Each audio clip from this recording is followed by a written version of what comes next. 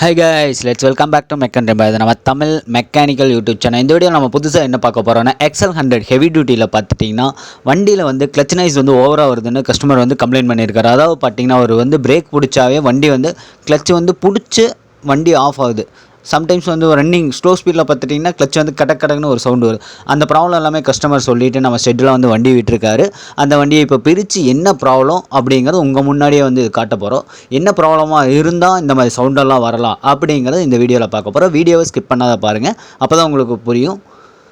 நம்ம சேனலுக்கு நீங்கள் புதுசாக இருந்தால் நம்ம சேனலை சப்ஸ்கிரைப் பண்ணிட்டு அப்படியே பக்கத்தில் இருக்க பெல் ஐக்கானை கிளிக் பண்ணிட்டு அதில் ஆல்கிற ஆப்ஷன் இருக்கும், அதை கிளிக் பண்ணிக்கலாம். அப்போ தான் நாங்கள் போகிற ஒவ்வொரு வீடியோ உங்களுக்கு நோட்டிஃபிகேஷன் வரும்.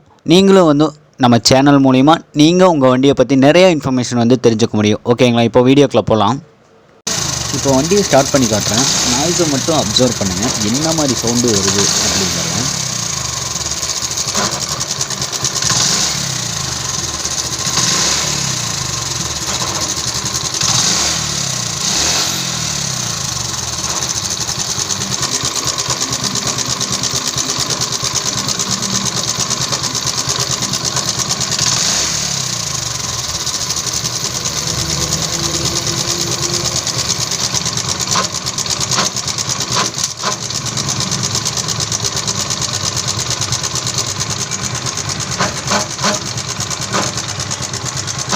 இந்த மாதிரி சவுண்டு வந்தாவே நீங்கள் என்ன செக் பண்ணோம் அப்படின்னா இன்ஜின் ஆயில் இருக்கான்னு ஃபஸ்ட்டு செக் பண்ணணும். ஓகேங்களா? கிளச்சுக்குள்ளே ஆயில் இருக்கா அப்படிங்கிறத ஃபஸ்ட்டு செக் பண்ணணும். அந்த நாபை ஓப்பன் பண்ணிட்டு நம்ம லெவல் வந்து ஆயில் லெவல் வந்து எவ்வளோ இருக்குது அப்படிங்கிறத பார்க்கணும். இதில் பார்த்துட்டிங்கன்னா அந்த கிளச்சுக்குள்ளே ஆயில் இருக்கிற மாதிரியே ஒரு அடையாளமே தெரியல. சுத்தமாக வந்து எம்டியாக இருக்குது. நான் வந்து ஒரு வெட் கிளாத்தில் வந்து தொடச்சி நான் மறுபடியும் எகெயின் வந்து அந்த டிப்ஸ்டிக்கை நான் டிப் பண்ணி எடுத்து பார்க்குறேன். அப்போவுமே ஆயில் வந்து சுத்தமாக வந்து டிப்ஸ்டிக்கில் ஒரு துளி கூட எட்டலைங்க. அப்போ ஆயிலே இல்லாமல் தான் ஓடி இருக்குது வண்டி. ஆயில் இல்லாமல் ஓடினால நமக்கு அந்த மாதிரி சவுண்டு வந்துருக்கு. இப்போ வந்து நம்ம ட்ரெயின் நெட்டை வந்து நம்ம லூஸ் விட்டு கட்டிக்கலாம். இது 16-17 ரிங்ஸ் போட்டு ரிமூவ் பண்ணிக்கலாம், லூஸ் விட்டுக்கலாம். இப்போ பாருங்கள், ஃபுல்லாக லூஸ் விட்றேன். சுத்தமாக ஆயிலே இல்லை பாருங்கள். ஆயிலே இல்லாமல் ஓடி இருக்குது. ஆயிலே இல்லாமல் ஓடிச்சுன்னா நமக்கு எல்லாமே வந்து ப்ராப்ளம் வரும் இன்ஜின் பிளாக்குள்ளே. இது பார்த்துட்டிங்கன்னா ஆயில் வந்து சுத்தமாக இல்லை. அதனால தான் அந்த கிளச்சுக்குள்ளே வந்து கிளச்சு ரோலருக்குமே அந்த ஸ்டேட்டருக்கும் ரோட்டருக்கும் இருக்குங்க. ரெண்டு உள்ளக்கு இருக்கும். கிளச்சு ஷூக்கு மேலே ஒரு பெல் இருக்கும். அந்த 2 பெல்லும் வந்து உரசிக்கிற சவுண்டு தான் வந்து நமக்கு வெளியே கேட்டிருக்கு. இந்த ஃபில்ட்ரும் இந்த ட்ரெயின் நெட் இருக்குது பார்த்திங்களா, அதையும் வந்து நம்ம பெட்ரோல் இல்லைன்னா மண்ணெண்ணெய் கெரோசின் யூஸ் பண்ணி நம்ம சுத்தமாக வந்து வாஷ் பண்ணி போடணும். ஏன்னா வந்து ஆயிலில் வந்து பார்த்திங்கன்னா உள்ளக்க இன்ஜின் பார்ட்ஸ் எல்லாமே மூவபிள் பார்ட்ஸ் தான். அதில் உரையிற சின்ன டஸ்ட்டு பார்ட்டிக்கல் இரும்புத்தூள் முதல் கொண்டு நம்ம ஃபில்டரில் தான் ஸ்டோர் ஆகும். அந்த ஃபில்டரை ஒவ்வொரு ஆயில் மாற்றும் போது நீங்கள் வந்து அந்த ஃபில்டரை சுத்தமாக வந்து க்ளீன் பண்ணி போடணும். ரொம்ப வந்து ஃபில்டர் டேமேஜ் ஆகிருந்தால் நீங்கள் ரீப்ளேஸ் பண்ணிக்கலாம் புது ஃபில்டரு. இந்த நெட்டை போடும்போது அதில் இருக்க ஓரிங் வந்து கரெக்டாக இருக்கா, அந்த பிளாக் கலர் ஓரிங் வந்து கட்டாமல் இருக்கா அப்படிங்கிறத செக் பண்ணி போடணும். ஒன்ஸ் வந்து கட் ஆயிருந்துச்சு அப்படின்னா உங்களுக்கு வந்து என்ன தான் நீங்கள் டைட் பண்ணாலும் கண்டிப்பாக ஆயில் எப்படியுமே லீக் ஆயிருங்க. அந்த ஓரிங் இல்லாமல் எதுவுமே பண்ண முடியாது. அந்த ஓரிங் தான் வந்து லீக்கேஜை வந்து ரிமூவ் பண்ணுறதுக்கு அந்த ஓரிங் தான் வந்து யூஸ் பண்ணுறாங்க. அந்த ஓரிங் கட் ஆகாமல் இருக்கணும். அந்த ஓரிங் போட மறந்துடாதீங்க.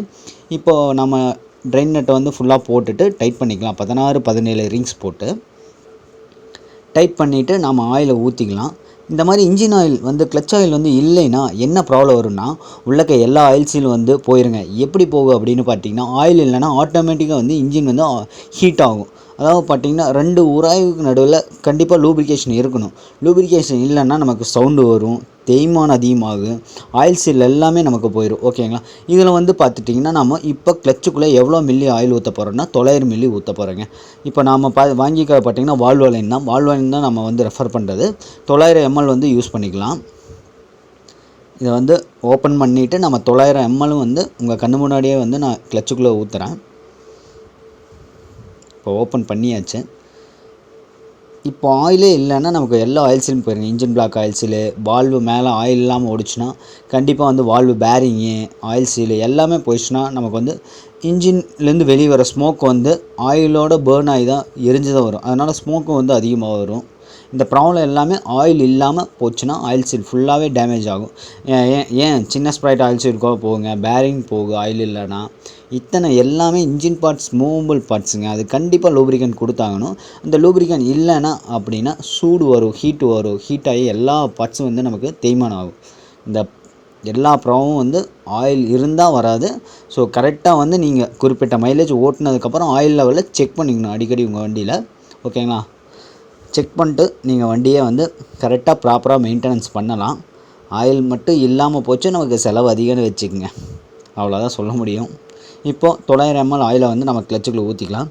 இதுவே பார்த்துட்டிங்கன்னா ரொம்ப லேட்டு. இதில் பார்த்திங்கன்னா இப்போது நமக்கு ஆயிலெலாம் ஓடி நம்ம வால்வு ஆயில் சில் எல்லாமே போயிடுச்சு இந்த வண்டியில். அதனால தான் நமக்கு வெள்ளை புகை தள்ளுது. இதில் வெளியே வந்து புகை அதிகமாக வருதுனால ஆயில் உள்ளே எரியுதுன்னு அர்த்தம். பெட்ரோலோடு மிக்ஸ் ஆகி ஆயிலும் எரியுதுன்னு அர்த்தம். ஓகேங்களா? இப்போ ஊற்றுனதுக்கப்புறம் டிப்ஸ்டிக்கை டிப் பண்ணி எடுக்கிற பாருங்கள். ஆயில் லெவல் வந்து இதில் கரெக்டாக இருக்கும். இப்போ ஃபுல்லாக வந்து டிப் பண்ணிவிட்டு எகைன் லூஸ் விட்டு நான் எடுத்து காட்டுற பாருங்கள். டிப்ஸ்டிக்கில் எவ்வளோ லெவல் இருக்குது, அந்த லெவல் வந்து கரெக்டாக மெயின்டெனன்ஸ் வந்து கரெக்டாக மெயின்டைன் ஆகணுங்க. அப்போ தான் வந்து உங்களுக்கு எந்த ப்ராப்ளமும் இருக்காது இன்ஜின் பிளாக்கில்.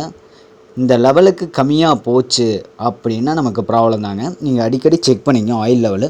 மைலேஜ் ஓவராக ஓடிடுச்சு நானும் பார்க்கல அப்படின்னு விட்டுட்டிங்கன்னா வண்டி ஆஃப் ஆகி தான் ஒரு நாளைக்கு ஷெட்டுக்கு எட்டு வருவீங்க.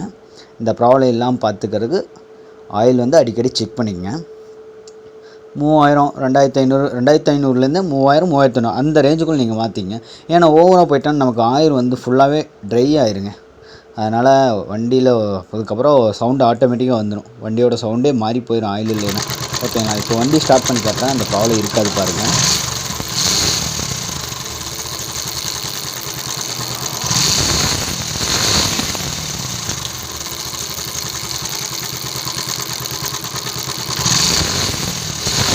இப்போ ஸ்லோ பண்ணி பிரேக் போட்டு காட்டுறேன் பாருங்கள்.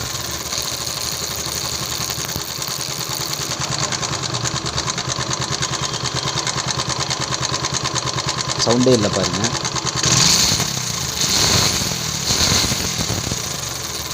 முதல்ல வந்து சவுண்டு வந்துட்டு இருந்துச்சு, இப்போ சவுண்டே வரல. ஏன் அப்படின்னு பார்த்துட்டிங்கன்னா ஆயில் இல்லாத ஒன்றா தான் இந்த வண்டியில் ப்ராப்ளமே.